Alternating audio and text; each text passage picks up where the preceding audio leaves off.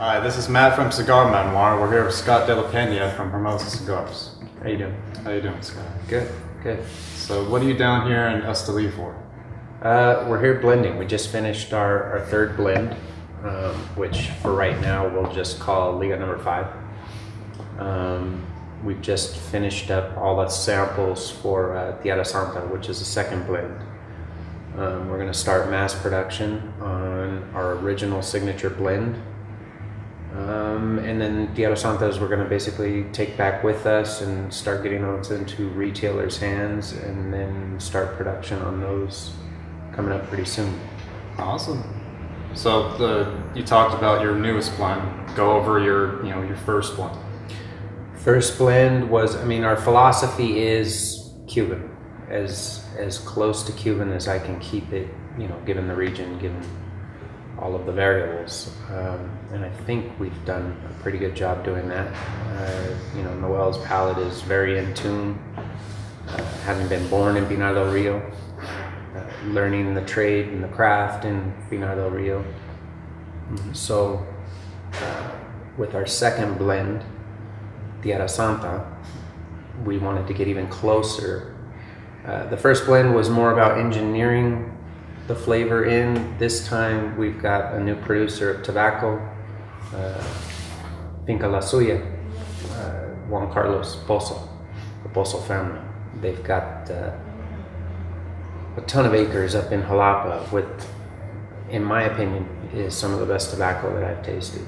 So we're really excited about having reblended the original blend with that tobacco, getting the consistency that we want. The flavors and the complexity built into the tobacco itself, into each leaf. And then Tierra Santa was about showcasing that tobacco and what it can do. Okay. What, you said Cuban-esque, that's what you go for. Mm-hmm. And I'm guessing pretty much every blend that you come out with, whether it's, the original blend, Tierra Santa, mm-hmm. the new blend, I'm guessing the new blend's going to be relatively Cuban-esque as well. Yeah, it's you tried it, so I think so far that blend Liga number 5 is pretty close to as Cuban as you can get. So talk about the man you came down here to blend cigars with. Like, how did you get into contact with Noel? Why Noel? And how is it working? Spent 25 years in the film industry, so I have a very good idea of artisanship and craftsmanship and attention to detail and things that I wanted. And having family that basically worked in the tobacco industry in Cuba, my great uncle imparted certain philosophies with me. How a cigar should taste. A cigar should be an invitation to the next. The aroma above everything is most important, because right off the bat, if a cigar has a good aroma, chances are it's going to taste good. As far as what's in it, you can figure that out. Your mind wanders and you pick up different notes and different memories and what have you. But I went looking basically on, I started social media and following different people, and I heard about Guayacan cigars.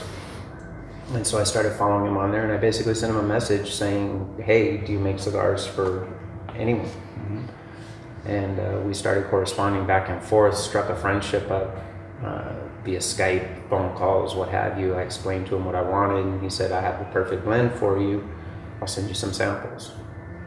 I said, awesome, that would be great. I'd love to have some. He says, okay, so he sends those up. We're having weird weather in January when I get them. It's like monsoon weather, but it's like the inside of your humidor. It's 70% humidity, 70 degrees outside, it's overcast. I had smoked a cigar the day before and I loved it. The blend was great and it was very Cuban-esque as well, but not quite what I wanted. Mm-hmm. So I go and I grab a torpedo, which was Liga number 7, and clip it, draw on it, and I'm like, that's exactly the flavors I'm looking for. So I start toasting it, the aroma right away.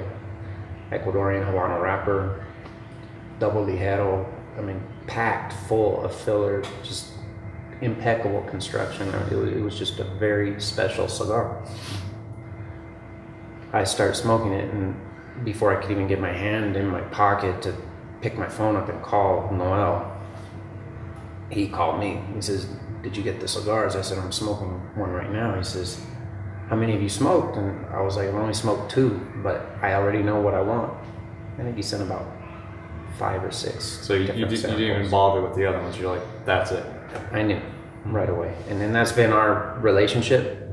We're really on the same wavelengths. So I pick it up. I'm talking to him. He says, "Let me ask you, which one was it?" And I said, "Liga number 7. He said, "I knew it. That's the one that I thought you would like." And so we talked back and forth. We tweaked it when we got down here. There were some things that I wanted to put into it that I felt the market would respond to. You know, typically if you pick up a Cuban cigar, there's a certain profile, but you know that profile when you're buying a Cuban cigar. When you pick up a Nicaraguan cigar, you're looking for another profile. At least that's what the market in the past had been calling for. I think people are starting to gravitate now a little more toward a Cuban-esque type flavor profile from Nicaraguan tobacco. So I think people are ready for it, which is proven out with, you know, we've had really, really great reviews from you guys. You know, the blogosphere has been fantastic for us, especially being a tiny boutique cigar. So we're excited about that. And all the reviews we've had so far on the Tierra Santa, including some of the greatest palates in the business, has been that the cigar is very Cuban-esque and it's good, that they really like it. So we're excited. Tomorrow we'll be taking Liga number 5, having them smoke it and get their feedback on that one and make sure that we're still on course. So when you're going to look into a cigar to blend, when you very first started to like seek out somebody, did you know that Esteli would be the place to go to? Did you know that Nicaraguan tobacco was a tobacco you wanted to use? Yes, I sure did. You know, everybody has their own flavor profile. There's some very good Dominican cigars, but overall, for me personally, it was Nicaraguan cigars. Having smoked, close over 20 years now. I had my experience with Cuban cigars, and for me, with there being some exceptions in the Dominican, overall, I felt like Nicaragua, the tobacco, the profiles in the tobacco itself was closer to a Cuban cigar than the Dominican. Again, with exceptions. But just the Viso was a lot better. You get just a lot more intensity. It hits the right spots of your palate. I appreciate it a lot more. And everyone is different. There's a lot of really good Dominican cigars as well that do hit my profile. But as far as if I just wanted to blend using one leaf of Viso, I could get closer to what I'm expecting than I think I could with a Dominican Viso. Or any other Honduran, Costa Rican, yeah, for me. Yeah, personally. Well, Scott, I want to thank you for your time to, sit down and interview with us, and wish you the best of luck, sir. Appreciate it. Thank you guys.